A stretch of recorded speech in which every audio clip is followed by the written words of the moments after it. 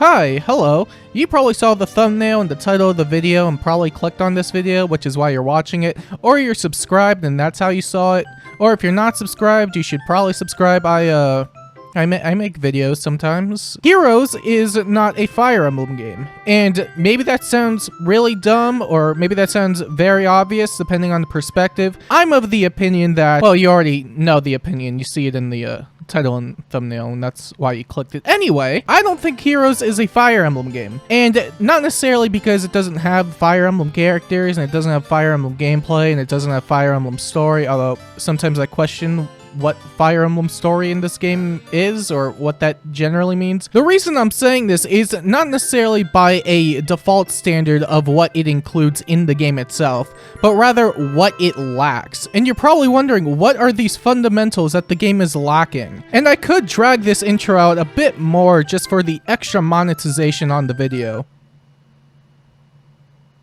In my opinion, Fire Emblem Heroes is lacking in strategy, and I think that is a big part or a big component when it comes to any sort of Fire Emblem game. And that isn't to say the game has no strategy whatsoever, but I find that the definition of strategy is going to greatly differ depending on what you're playing in the game. For example, if I wanted to go to a story map and I wanted to go get some orbs, I could just end turn with a unit and win that way.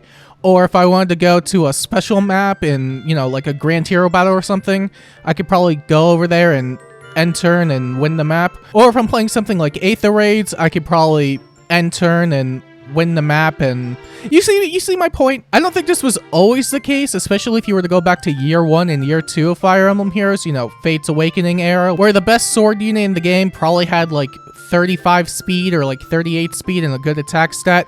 There wasn't a lot of stuff like damage reduction, no follow-up.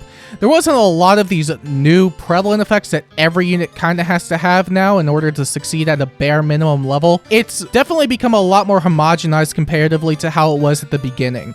And while I do think with newer additions that we have nowadays makes it for a lot more unique builds, such as attack speed finish 4, close call 4, attack speed oath 4, as well as attack speed finish 4, repel 4, and times pulse 4, and attack speed 4, null follow-up 4, speed smoke 4, and attack speed finish. I think what also doesn't help is the general accessibility of a lot of these skills, because if you really want an old unit or just any unit that doesn't come with these skills innately to function at a bare minimum level on today's day and age, you kind of have to have a good amount of these skills, which are not only 5-star locked, so even if you could just get them randomly, there was always that really small percentage chance because gotcha, but some of them are also just entirely limited altogether. They don't even show up in the normal pool, they don't show up in the seasonal pool, so you know exactly when they're coming back. They're just in and out whenever they so feel like it. And I don't think that would be as big of an issue if a lot of the game didn't really require a specific unit or skill to succeed at a certain level. Although that's probably due to how it translated to a mobile game setting, but I'll get into that in a bit. For now, I want to delve more into the strategy aspect of it, because I also don't think this is necessarily a fully Heroes issue, although that's where it's definitely most prevalent. It could also be seen in mainlines in some scenarios. You know, I hate to even propose the idea that you pay for a full priced MSRP game. You know, not spending like on a monthly live service.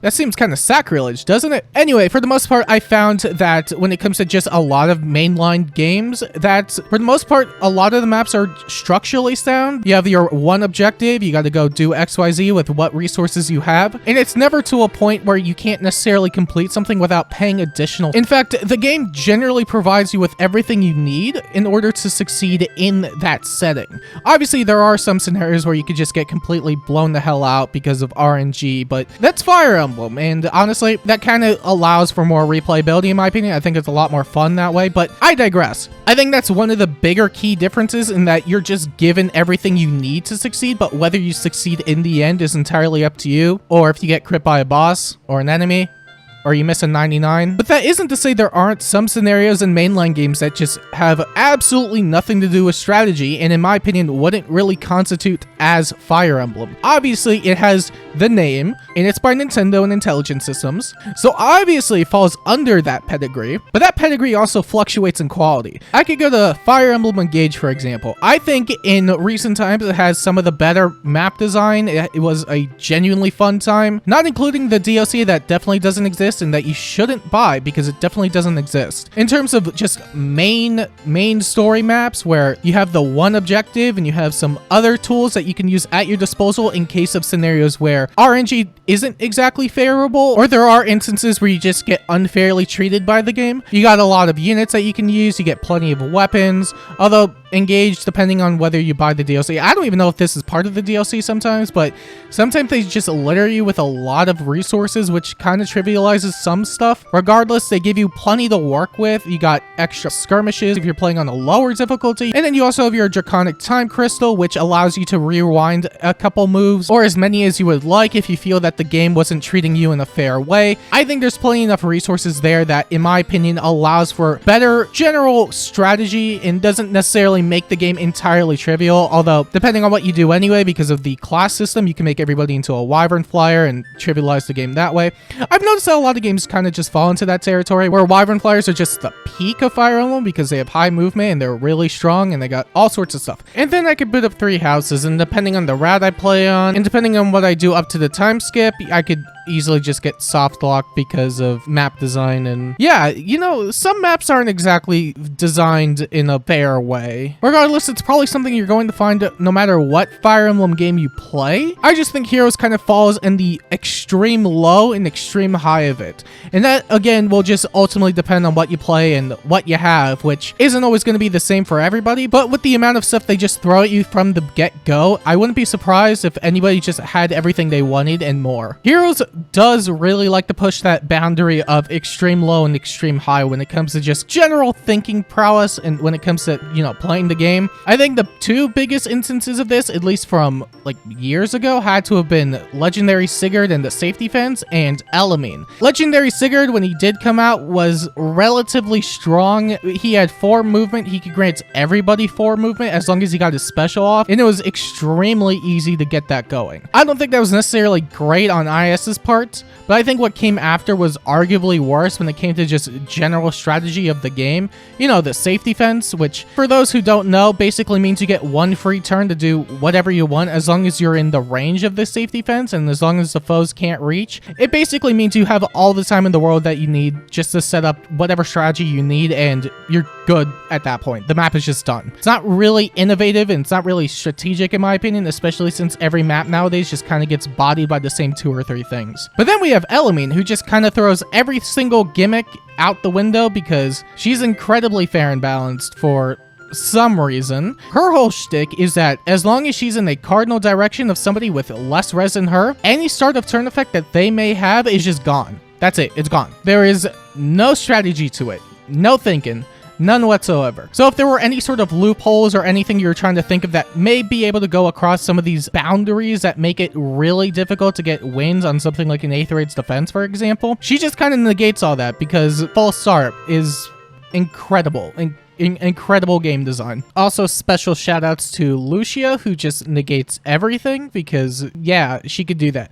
If you don't outspeed her, or if you don't have any sort of Brave effect that also negates her damage reduction properties or anything of the sort, you lose. The end. That's it. No more. Goodbye. You're done. And really the only reason I can think of as to why the game is like this is just based on how fundamentally different it is and just how it translated into a mobile setting. You see, no, I brought that back. I brought back that earlier point. Mainlines are a constant of what you see is what you get. Depending on what limited resources you allocate to certain parts of the game, that's what you will get out of it. Obviously, there are ways to break pretty much every single Fire Emblem game, especially the newer ones where you could just reclass everybody into a Wyvern Flyer. Did I mention Wyvern Flyers were incredibly balanced? Regardless, it is something that is consistent. Meanwhile, in Heroes, you can just go in every 2 weeks for a new update, and what you were using prior can be completely invalidated just due to one new addition. And again, I really think that just boils down to how different they are fundamentally.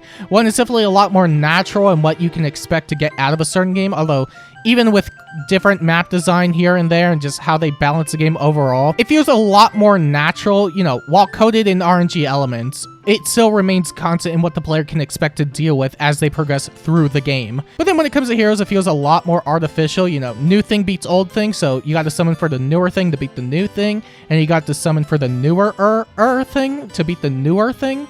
and so on and so forth. It's a lot more artificial. And that's, again, probably due to the fact that it's an updating gacha, it's an updating live service, so obviously they need people to spend money and pull, but you see what that kind of did with a lot of the game in general. Either everything's just incredibly too easy and doesn't really require any sort of thought, or you get completely steamrolled because you lack that one critical skill or unit that you needed to actually succeed in the first place. And while I did also make the point earlier that you probably want some of the newer skills to help you keep up older units so you don't have to use the newer units that are going to be better no matter what, there are some situations where you're just going to need a specific skill or a specific unit so that you can succeed at the bare minimum. Mainly summoner duels. I have something in the works for that, but that's for a whole nother time. Summoner duels can be incredibly fun or incredibly annoying. At least from what I see a lot of the time, especially in my own comment sections, a lot of people don't like summoner duels, or they don't like playing it, mainly because the barrier of entry is so ludicrous. You can have whatever strategy you want from any sort of team you concocted in your spare time. Maybe you spent like an hour making a team or whatever, just perfecting it, right? But then a new unit drops with Drive Miracle and like Spectrum Bajillion, and they have everything in the world, and you can't do anything about it. What little strategy that the game could present itself, especially in something like a PvP setting, ends up being beaten out by paying, which I don't necessarily like as much. Obviously, there are going to be advantages and disadvantages by going for certain skills over the other, or spending X amount of dollars for getting whatever resources you want. But in my opinion, that really isn't strategic. I think they could easily make a side grade mode to this that can make it a lot more accessible for people. For example, if Intelligent Systems one day dropped a new mode called SDT, not to be confused with the other thing that I'm not going to mention at all. And maybe they give everybody 4 to 8 fixed teams that they can deploy. I think in a situation like that, for example, the barrier of entry is completely removed and you could just have anybody participate. I think that could be a lot more strategic than just buy new skill, win with new skill. Buy new unit, win with new unit. And really, that's where I think Heroes is right now. I think it's equally so brain dead that you can bring any unit you want and just clear it because the game is incredibly unbalanced with the amount of effects that it just gives out on new skills. But at the same time, I think it could be incredibly unforgiving if you aren't keeping up with the new units and new skills in order for your older units and just older teams to get used. And in my opinion, that is why Heroes is not a Fire Emblem game. And before ending this video entirely, I usually like ending videos on a high note or something that's a bit more positive than just, guys, let's be sad because game bad. And while we could be sad because the game is bad, I still think there are plenty of benefits that can be discussed. For example, because the game can be extremely easy at times, it means that you can pretty much succeed with almost any character in the game, which can be incredibly fun to use. For example, you have a really old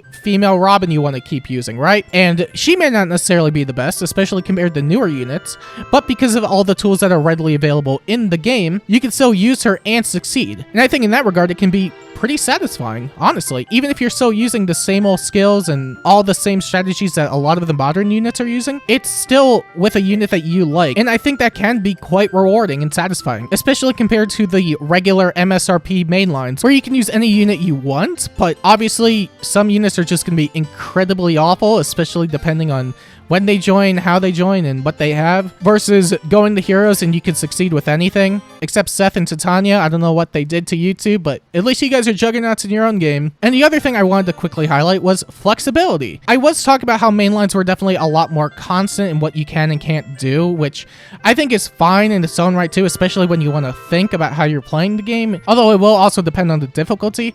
I think with Heroes in particular, it's definitely on the very, very low end of critical thinking, but it does come with the benefit of being able to do pretty much anything you want, which can make the game really, really fun in its own right.